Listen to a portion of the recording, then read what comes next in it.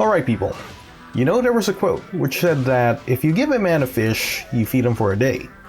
And if you teach a man how to fish, you feed him for a lifetime. So welcome to another one of my videos about Tekken fundamentals. Today we're gonna apply the same concept. I'm gonna teach you guys about frame data so that you can analyze different moves, situations, and options that are available to you. For example, this may have happened to you before. You may have done a move to hit the opponent, but then your move only gets interrupted by the opponent's move. Or another example is that you may not understand yet why the opponent's getting free hits off of you despite that you're already holding back to block.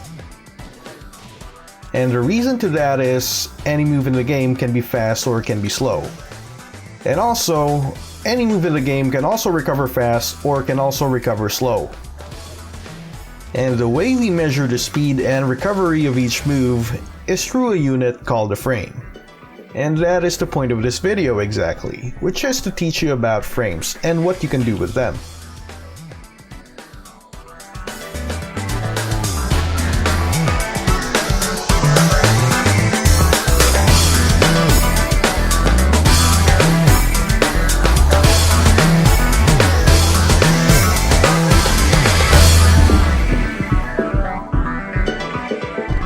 Okay, now, do not get intimidated with learning frames. I know you may think it's too boring or too complex to memorize just a bunch of numbers, but that's the wrong way to approach it, because no one memorizes the entire frame data. What is easier to remember instead are the situations associated after each and every move.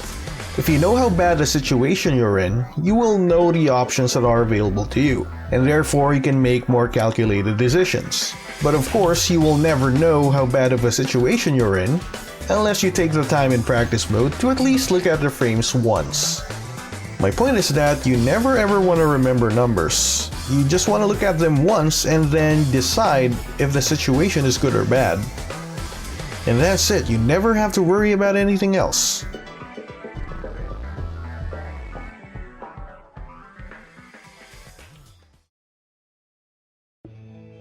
Alright, so let us begin. First of all, what is a frame? Well, the easy way to put it is that a frame is a measurement of time that we use in fighting games. An hour can be divided into 60 minutes, and a minute can be divided into 60 seconds. And now, a second is divided into 60 frames. That is because Tekken 7 runs at 60 frames per second, or 60 FPS. Now, when you look at frame data in websites such as RB Norway or Gepopotamus, or just by looking at the in-game frame data, each move will have a set of 4 different numbers. And these numbers are the startup, the block, the hit, and the counter hit frames. Firstly, the startup frames tell you how fast the move is. Okay, since we're learning about startup frames, I'm gonna let you guys know that the fastest attack that every character can do is their one jab, which comes out at 10 frames. With the exception of a few, like Jack and Ganryu, who don't have 10 frame jabs, but their fastest moves are still 10 frames. And yeah, someone in the comments might say that Yoshi's Flash and Xiaoyu's Back 1 are faster than 10 frames. Well, that is true, but do not worry about those for now. Let's just worry about learning fundamentals. I don't want you confused. So back to the 10 frame jab. With Tekken 7 running at 60 FPS, a jab is only gonna take about a 1/6 of a second before it hits. Or you could also think of frames as individual snapshots being shown one after the other. So for a 10 frame jab, it's gonna take about 10 of these snapshots before it hits.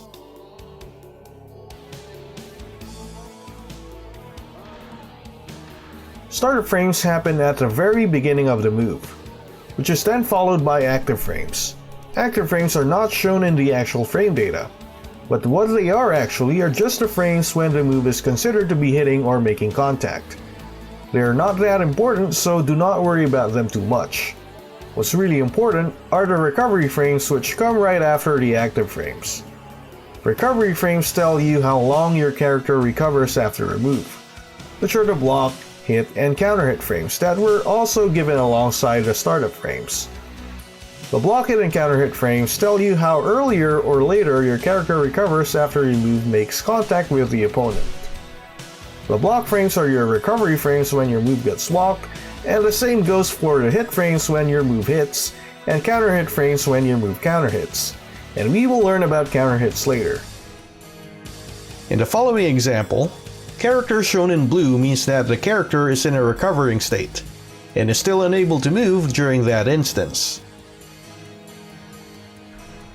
For example, Law's down forward 2 is -7 on block, and Law being in a -7 state means that Law recovers 7 frames later than Paul. And when we look at this from Paul's perspective, it means that Paul recovers 7 frames earlier than Law, and Paul can say that he's in a +7 state instead.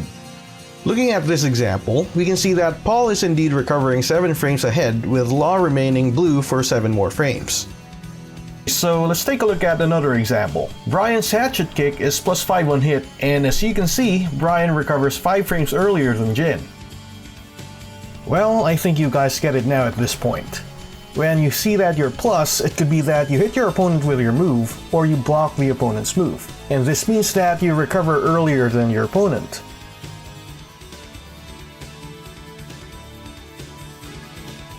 And the opposite is true when you're minus. It could be that you got hit by the opponent's move, or you got your move blocked.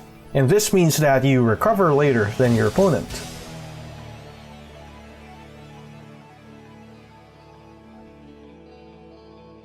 But this is not always the case, because a few number of moves are plus on block, with the trade-off being these moves having a slow startup. Like for example, Law's Dragon Hammer, which is forward 1+2, is slow at 20 frames, but in return it gives you +3 and forces the opponent into crouch. Now if we look at a character's frame data, in this case we are looking at Law's frame data, you will notice that the moves are mostly minus on block, and plus on hit and counter hit. And this is basically how momentum in Tekken works. When you hit your opponent with a move, you are left at plus, and it gives you an incentive to do another move. Because with you being ahead in frames, it allows you to keep your turn. And the opposite is true when you get your move blocked, because most moves leave you at minus on block. So getting your move blocked would mean that your turn is now over. But do not worry, because that is not always the case. A move can have a light disadvantage. For example, most characters down forward 1s are only about -1 to -3 on block. By having only a 13 frame startup, it is a very fast mid-check that is present in almost every character. A 13 frame down forward 1 can be thought of as a universal mid-check or poke, because it is one of the most useful fundamental tools in Tekken. Okay, so back to the down forward 1 having only a light frame disadvantage. It is not that very bad on block, in fact you're still very safe. But you gotta keep in mind that in this situation, your fastest moves will lose to the opponent's fastest moves. So in this example, Ulsan gets too happy with his down forward 1s, but remember that down forward 1 also puts him at -3 on block, so he made the right decision to throw out a magic 4. Testing out the same situation in practice mode, as you can see if Ulsan does a move when he's at -3, that move will always get outsped by the magic 4. Any other fast moves will also work, as long as they're 12 frames or faster. As you can see, that is what Ni is trying to do in the following clips, in which he is using jabs right after blocking a down forward 1. So what Ulsan could have done instead if he read that magic 4 coming, one way is to duck and then punish. Or an even better option is to step. As you can see, fast moves like jabs and magic 4s do not have tracking and can be stepped. And also, you may have realized it by now, as long as you're only at a light frame disadvantage at around -1 to -3, the fast moves like jabs and magic 4s can be stepped. And that's one key thing to remember. Okay, so what about when the frames are worse than -3? Well, from -4 to -6, you can still try to move, but the faster moves become harder to avoid. For example, when you get hit by Brian's hatchet kick, you will get put at -5, and you can see that 10-frame jabs cannot be avoided by stepping anymore. But we certainly can step Brian's 13-frame move, which is his down forward 2. At -7 to -9, you're still safe, however it becomes very hard to move. So you basically lose movement as a defensive option. Pressing buttons is strongly discouraged because of the huge frame advantage the opponent has. And what you're left with is to either block standing or to block crouching. Hence you're either gonna have to guess your opponent's next move. Basically a 50-50, which is in the opponent's favor.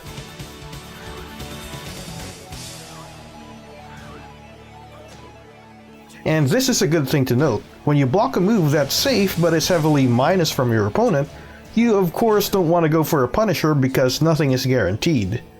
But you can use this opportunity to mix your opponent up. So you want to take note of what your character's mix-up options are.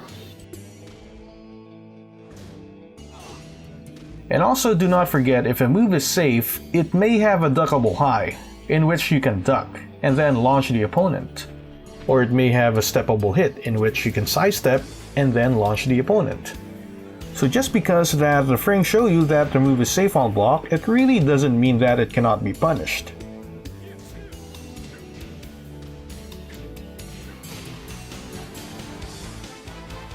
At -10 or worse, remember that I said that the fastest form of attack is a 10-frame jab.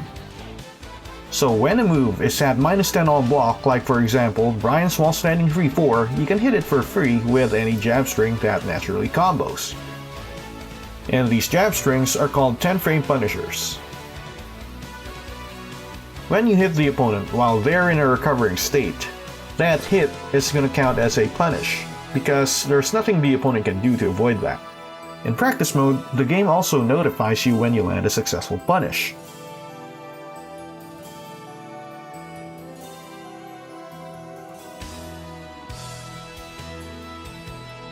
As you can see, the moves that are -10 or worse on block are considered to be unsafe, or in other words, these moves are punishable. And this is why whenever you learn a new character, one key thing to do is to study their punishers. You will see that a character will have a set of punishers that have different startup frames. The fastest one would be the 10-frame punisher, which is basically a jab string that naturally combos. The slower but harder hitting punishers are for when you block something that is worse than -10. For example, most hopkicks in the game are -13 on block, so it would be ideal for you to punish that with a 12 or 13 frame punisher.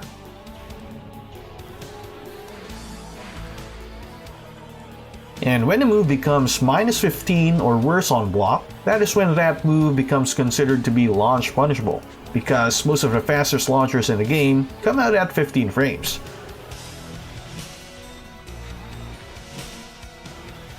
Though some characters are blessed with 14-frame launchers.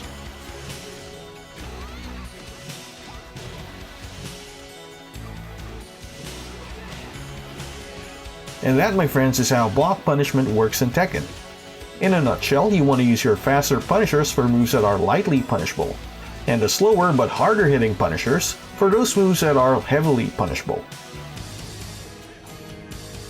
One very good way to start learning block punishment is to use the game's built-in punishment training in practice mode. Because not only do you learn what your character's punishers are, but you also learn what moves are punishable. So another thing to keep in mind when punishing a block move is the pushback. Sometimes a move can have very bad block frames, but in turn have very good pushback. A very good example of a move with a pushback is a Hot Cheese Demon Uppercut, or forward 4-2. As you can see, the frames say it's -16 on block, so it's launch punishable, right? But the pushback is very large.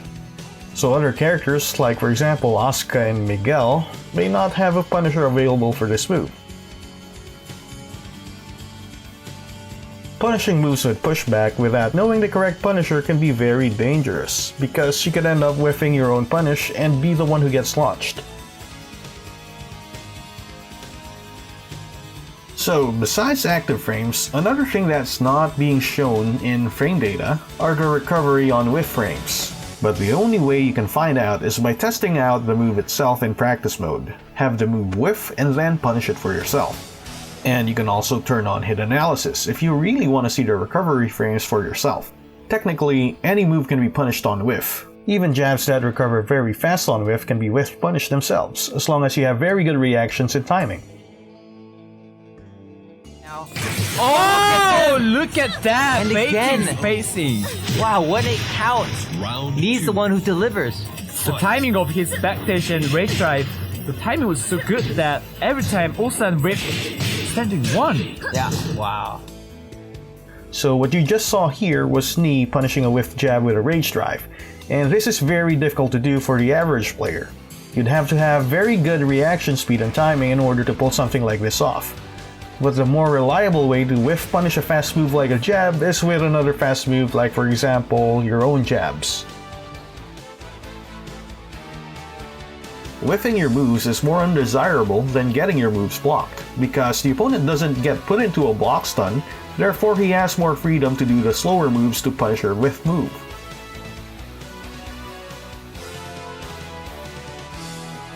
For example, a common Heihachi flowchart is to do forward 4 into a down forward 1 mid check.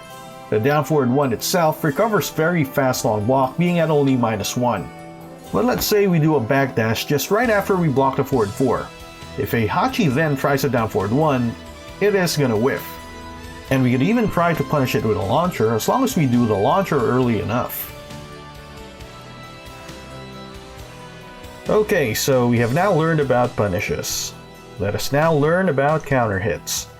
While punishes are done when a move is hit on its recovery frames, counter hits are done when the move is hit during its startup frames. Or in other words, a counter hit happens when a move got outsped by another move. Or it simply means that you hit the opponent when he was about to hit you.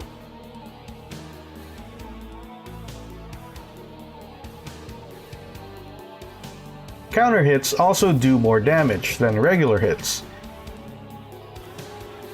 and also could have a better reward, such as a knockdown or a launch.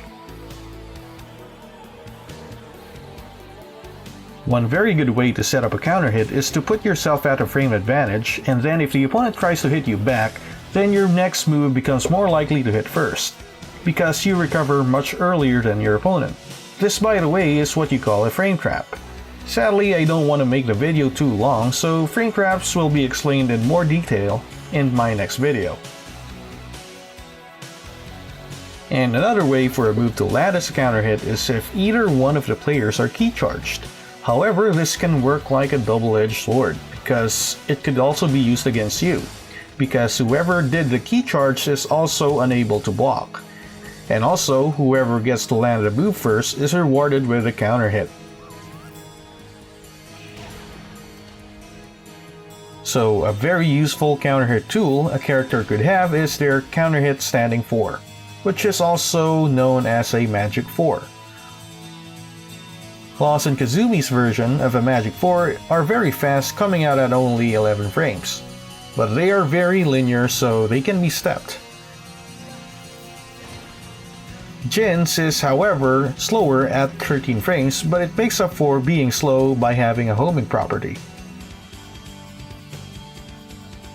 And also other characters may also have very fast 10-frame counter hitters. For example, Feng has back 1 and Jack has forward 2, which guarantees them a free hit if they landed a counter hit.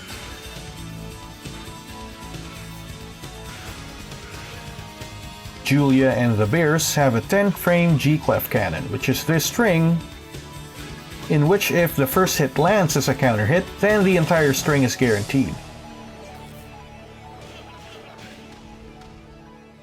Alright people, so that's it for this video. I really hope that you learned something very useful today. Stay tuned for my next video where I will teach how to find setups in practice mode using what we have learned here today. Alright, later, peace out.